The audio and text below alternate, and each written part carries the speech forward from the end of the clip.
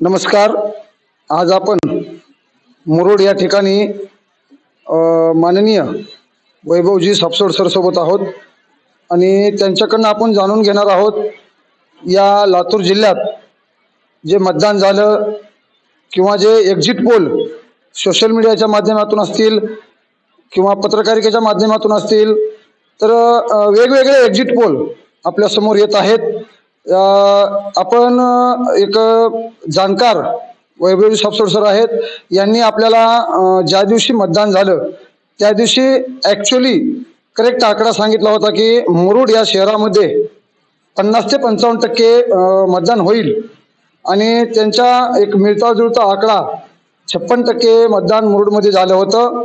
तर त्याच आपण यांना सरांना विचारूयात की सर, लातूर जिल्ह्यात काय रिझल्ट राहील, युतीला कशा प्रकारे रिस्पॉन्स मिळेल? नमस्कार. सर्वप्रथम एक्झिट पोल बद्दल बोलायचं झालं तर एक्झिट पोल जे आलेले आहेत त्या आमच्या अभ्यासानुसार हे एक्झिट पोल फक्त सोशल मीडियावरच्या माहितीनुसार घेतलेले दिसत आहेत.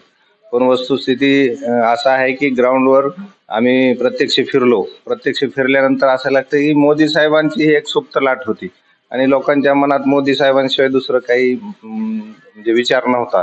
त्यामुळं माझं एक वैयक्तिक मत आहे की एक 40 ते 50,000च्या लीडमध्ये महायुतीचे भारतीय जनता पार्टीचे सुधाकररावजी श्रृंगारे यांची सीट लागेल.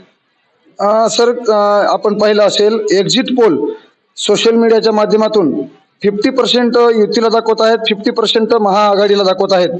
तर आपल्या सर्वेनुसार किती जागा युतीला मिळतील असं वाटतं आपल्याला? माझ्या अभ्यासानुसार 35 ते 40 जागांमध्ये महायुतीचे जागा येतील आणि राहिलेल्या जागा हे महाविकास आघाडीला राहतील. या सर्वेमध्ये असं जसे लातूरची सीट आहे, धाराशिवची आहे, सोलापूरची आहे, या सर्व तिन्ही सीट महायुतीला महाविकास आघाडीला दाखवत आहेत. पण वस्तुस्थिती तशी नाही.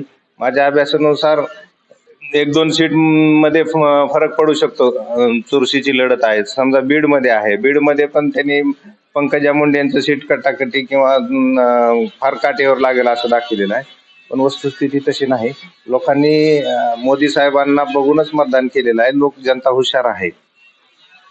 सर, आपल्या महाराष्ट्राचा जर एक्झिट पोल पाहिला तर 50% दाखवत आहे, परंतु केंद्रात महायुतीला किंवा एनडीएला एक 340-350 असा आकडा दाखवत आहे. याकडे कसं पाहता? सर्व चॅनलचे एक्झिट पोल जवळपास 350च्या आसपास आहेत. पण त्या काही राज्यात त्यांनी जे आता समजा महाराष्ट्र आहे किंवा बिहार आहे याच्यामध्ये महायुतीसाठी जागा कमी जास्त दाखवलेल्या आहेत. पण यामध्ये काय लोकांच्या मनातलं आकलन यावेळेस कुणीच करू शकलं नाही, कारण यावेळेस लोकांनी ठरवून मतदान केलेलं आहे. त्याच्यामुळं मला वाटतंय 450 ते 400च्या मध्ये भारतीय जनता पार्टी एनडीएचा आकडा राहील. त्याचबरोबर जे मराठा कार्ड महाराष्ट्रात फिरलं, जरांगे पाटलांनी असं सर्वांना सांगितलं होतं की ज्याला पाडायचे त्याला पाडा आणि ज्याला निवडून द्यायचे त्याला द्या. तर याच प्रश्नाला धरून बीडमध्ये जे जरांगे पाटलांनी 2-4 ठिकाणी सभा घेतल्या आणि त्याचा काही परिणाम होईल असं तर सध्या काही दिसत नाही, कारण सगळ्या एक्झिट पोलमध्ये पंकजाताई मुंडेंनाच विजयी होण्याची शक्यता अति आहे. तर याबद्दल आपण काय सांगाल? आता जरांगे पाटलाचा विषय, आम्ही पण मराठीच आहोत, आम्हाला पण समाजाविषयी जाण आहे, समाजाच्या अडचणीविषयी माहित आहे. पण जरांगे पाटलांनी वेळोवेळी जी भूमिका बदलली त्याच्यामुळे समाजाचा कुठंतरी यामध्ये विश्वास तुटल्यासारखं झालं होतं. एवढा मराठा समाजानं त्यांच्यावर विश्वास ठेवून पूर्ण मराठा समाज त्यांच्या पाठीमागे उभा राहिला. त्यांची भूमिका ही निष्पक्ष असायला पाहिजे होती. पण त्यांनी वारंवार भाजपला टार्गेट करणं, दुसऱ्या एखाद्या पक्षाला सॉफ्ट कॉर्नर करणं ही त्यांची चुकी आहे. त्यांनी एवढा समाजाचा विश्वासघात केला असं मला वाटतंय आणि हे लोकांच्या लक्षात आल्यामुळे लोक त्यांच्यापासून लांब सरकले. भविष्यात जरांगे पाटलांना आंदोलन करताना ह्या गोष्टींची अडचणीच येणार आहेत की त्यांनी वेळोवेळी भूमिका बदलली. कुठंतरी ह्याच्यात त्यांना राजकीय गंध लागल्यासारखा मला स्वतःला सुद्धा वाटतो.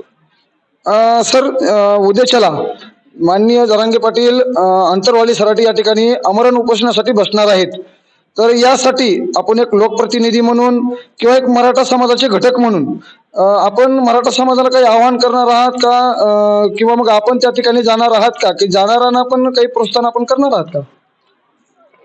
जरांगे पाटलांनी अवश्य समाजासाठी भांडावं. त्यांच्या काही मध्ये भूमिका आता समजा त्यांना या बाबतीतले अनुभव थोडेफार कमी असतील किंवा थोडीफार त्यांच्याकडून त्यांची दिशाभूल इतर राजकीय पक्षाकडून झाली असेल. कारण वारंवार काय झालं, या जरांगे पाटलाच्या आंदोलनाचा फायदा काँग्रेस, राष्ट्रवादी, शरद पवार गटाने गावोगावी घेतला आणि त्यांचं ते राजकीय प्रस्त वापरण्याचा प्रयत्न केला. ही गोष्टी जरांगे पाटलांच्या लक्षात आल्या का नाही मला माहित नाहीत, पण सर्वसाधारण मराठा समाजाच्या लक्षात आलं. कारण गावोगाव फक्त काँग्रेसचेच कार्यकर्ते अग्रेसर होते मराठा आरक्षणात.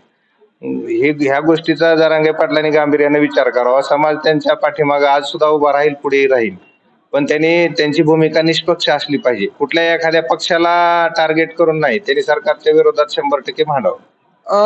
आपण आताच शरदचंद्रजी पवार साहेबांचं नाव काढलं, त्यालाच लागून एक प्रश्न विचारतो सर. बारामतीमध्ये माननीय सुप्रियाताई सुळे यांना एक्झिट पोलमध्ये आघाडी मिळेल असं एकंदरीत चित्र दिसत आहे. तर आणि शरद पवार साहेबांच्या गटाला 7 ते 8 जागा मिळतील असंही भाकीत दर्शवलं जात आहे. आणि अजित पवार साहेबांच्या 4 जागा लढवल्या आहेत त्यांनी, तर एकही जागा त्यांना दाखवत नाहीत. याकडे आपण कसं पाहता, किंवा बारामतीच्या जागेकडे आपण कसं पाहता? आता बारामतीच्या जागेचा मी काही निष्कर्ष काढणं चुकीचं होईल, कारण मला त्या भागाचा अभ्यास नाही. पण एक्झिट पोलनुसार सुप्रिया सुळे यांना थोडं मताधिक्य दिसतंय.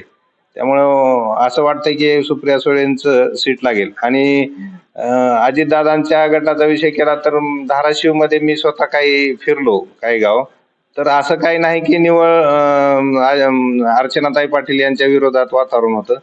कुठलीही सीट लागेल, पण एकदम 2-5 हजारच्या फरकामध्ये लागेल धाराशिवची.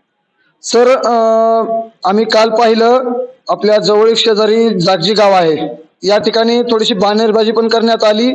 पेढे वाटप झालं, लाडू वाटप झालं. या ठिकाणी विजयाचा जल्लोष कालपासूनच चालू आहे. आणि त्यांना असं वाटतं की माननीय ओम